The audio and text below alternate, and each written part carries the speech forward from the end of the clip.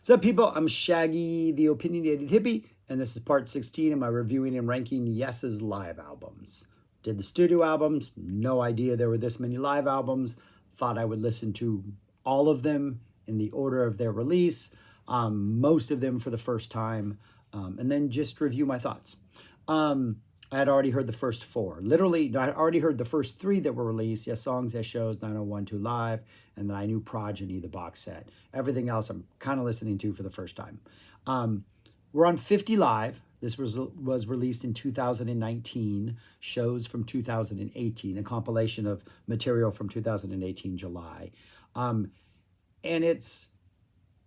they're commemorating their 50th year on this tour, and hence the name 50 Live. And the band, just for starters, contains no members that were there when the band started. Howe is here. Awesome. Alan White is here. Long-time members. They weren't there in the beginning. Jeff Downs is on keys. John Davison is on vocals. Billy Sherwood on bass. There are some additional musicians who... Jay Shellen, Alan White, I think, was ill during this time, so Jay Shellen stepped in at times and was the main drummer, I believe. Here, I think he's just extra drums. Tony Kaye is on a couple songs, so he was in the original band, so there's a connection. And Patrick Moraz is on Soon, which is pretty cool. The other thing I want to say before I actually get to talking about this is kind of a trigger warning. Literally minutes ago, right before I started filming this, I Googled online reviews of this album, just to see. And I'm still shocked at how overwhelmingly positive most of those reviews were. And so, this is not an overwhelmingly positive review. So just that's a trigger warning right there. It's a 2-disc set.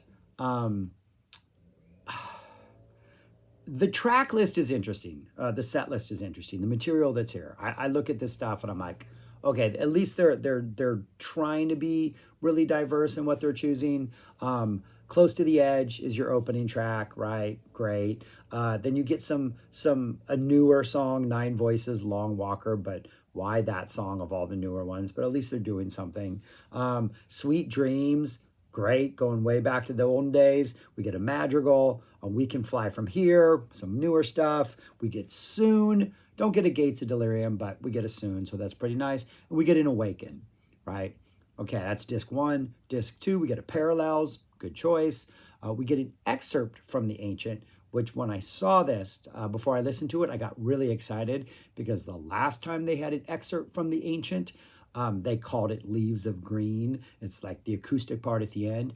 This was not called Leaves of Green. So I was like, oh, maybe this is like the beginning part, which is amazing. It's Leaves of Green. So it's the acoustic part. Why they didn't just call it that, I don't know. Yours Is No Disgrace. Steve Howe acoustic middle thing, a Georgia song, a little snippet of that into Mood for a Day, a Roundabout, and a Starship Trooper. So some things you're going to get on almost every single release, some newer stuff mixed in representing a lot of different albums. So I was excited about the set list. But that's about as far as it went. It's about as far as it went. Anderson is missed. John Davison, for me, just doesn't do it. There are a number of tracks where surprisingly, I don't know, it kind of works, surprisingly, on some of these. How he's the highlight of the band, but even his stuff it's interesting because he has those spots where he does kind of step out in each time they play like Yours Is No Disgrace. But if I had to rank all the Yours Is No Disgraces I've heard so far, this would probably be the one on the bottom. The longer, proggier songs from sort of their classic period just drag and just feel like it's a band playing Yes songs. And it's just, they don't quite have that, whatever it is that Yes has that makes these special, that doesn't make a 20-minute song feel like 20 minutes. That's lacking. And in fact, the highlights, like almost the highlights of like the entire thing for me, were the quiet part in Close to the Edge after like the opening section, but before the piano comes in with the da da da da, that little segue when things are floating, beautiful. And then the really quiet section in Awaken was fantastic. But it's those moments when they really bring it down that I thought were the best. But yeah, can't say I really enjoyed this, but I'm going to rank the songs in the order of how I like their performances. Pretty much on how different they are from the studio version. So I'm not ranking the songs based on the studio version. I'm ranking the songs based on how well the version on this release compares to the studio version, or heck, even other versions that exist.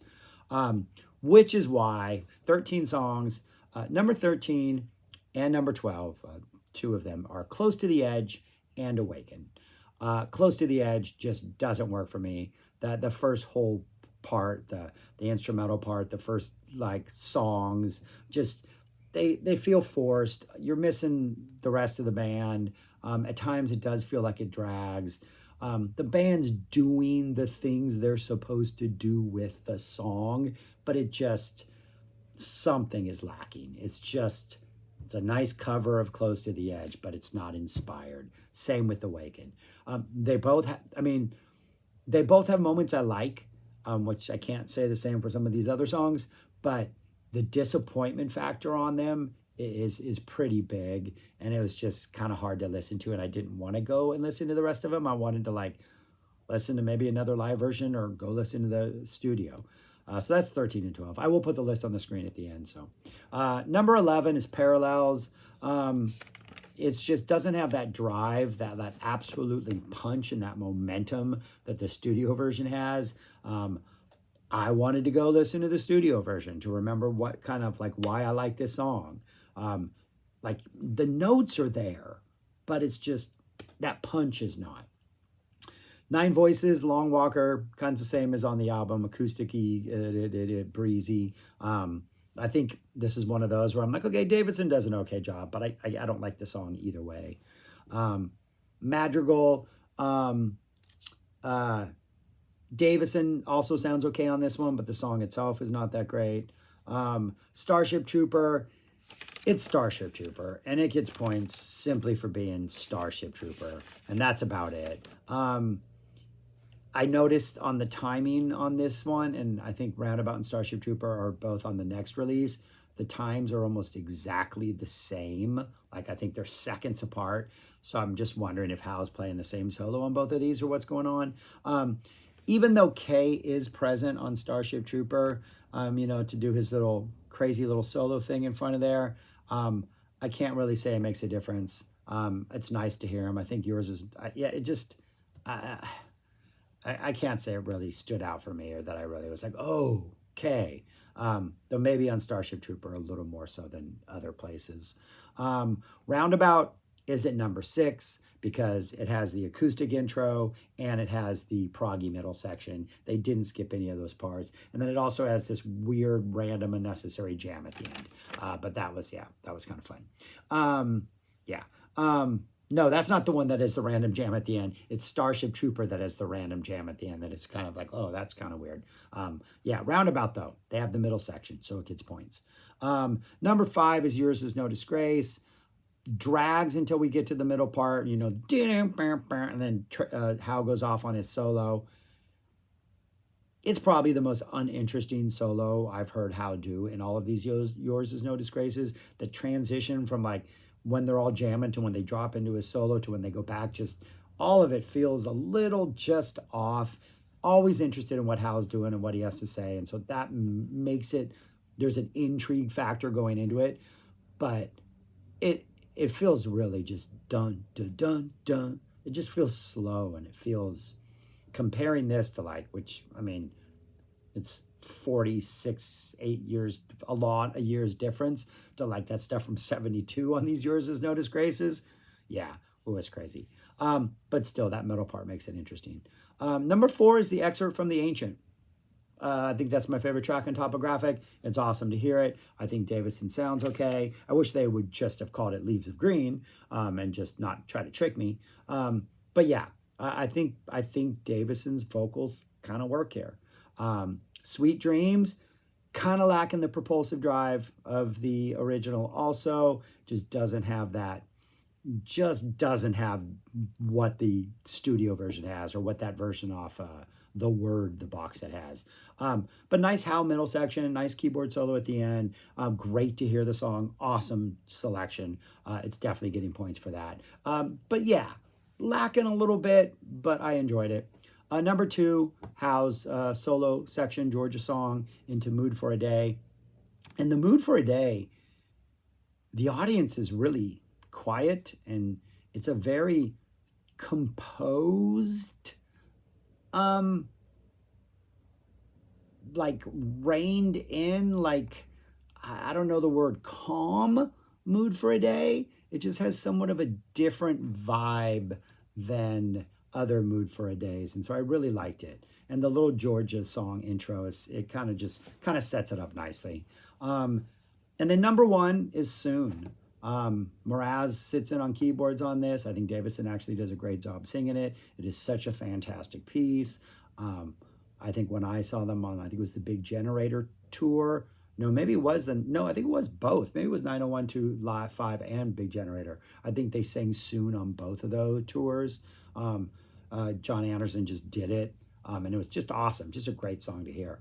But, I mean, considering everything else on this release, Close to the Edge, Awaken, Starship, Yours is No Disgrace, like, there's a lot of disappointment. And, like, Soon, I think, kind of delivers. Sweet Dreams almost delivers. Excerpt from the Ancient almost delivers. So, I don't know.